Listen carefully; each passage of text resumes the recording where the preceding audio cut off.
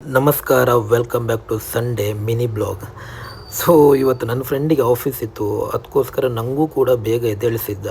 ಇನ್ನೇನು ಮಾಡೋದು, ಎದ್ದಾಗಿದೆ ಅಂತ ನಾನು ಕೂಡ ಡ್ರೆಸ್ ಎಲ್ಲ ಚೇಂಜ್ ಮಾಡಿ ಫ್ರೆಶ್ ಅಪ್ ಆಗಿ ನಾನು ಹೊರಡಿದ್ದು ಜಯನಗರಕ್ಕೆ ಯಾಕೆ ಅಂತೀರಾ, ಅಗ್ನಿಕನ ಮೀಟ್ ಮಾಡಬೇಕು ಅಂತ ಅನಿಸಿತು. ಸೊ ಅಗ್ನಿಕನಿಗೆ ಮೀಟ್ ಮಾಡೋಕೆ ನಾನು ಜಯನಗರಕ್ಕೆ ಬಂದೆ.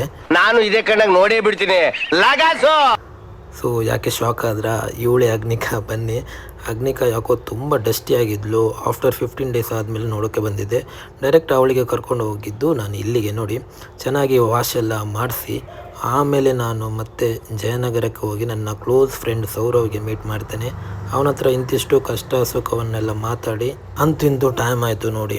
ಆಮೇಲೆ ನನ್ನ ಫ್ರೆಂಡ್ ಲೋಬೋ ಕಾಲ್ ಮಾಡ್ತಾನೆ, ಯಾಕೋ ಮಟನ್ ತಿನ್ನಬೇಕು ಅನಿಸ್ತಿದೆ ಅಂದ. ಸೊ ಲೆಟ್ಸ್ ಸ್ಟಾರ್ಟ್ ಅಂತ ಮಟನ್ ತೊಗೊಂಡೆ ಹೋದ್ಮೇಲೆ ಕುಕ್ಕಿಂಗ್ ಎಲ್ಲ ಸ್ಟಾರ್ಟ್ ಮಾಡಿದೆ. ಎಲ್ಲ ಮಸಾಲೆ ಎಲ್ಲ ರೆಡಿ ಮಾಡಿದೆ. ನನಗೆ ಅಷ್ಟು ಒಳ್ಳೆ ಕುಕ್ ಮಾಡೋಕ್ಕೆ ಬರಲ್ಲ, ಬಟ್ ಎಕ್ಸ್ಪೆರಿಮೆಂಟ್ ಎಲ್ಲ ಇವ್ರ ಮೇಲೆ ಮಾಡ್ತೇನೆ.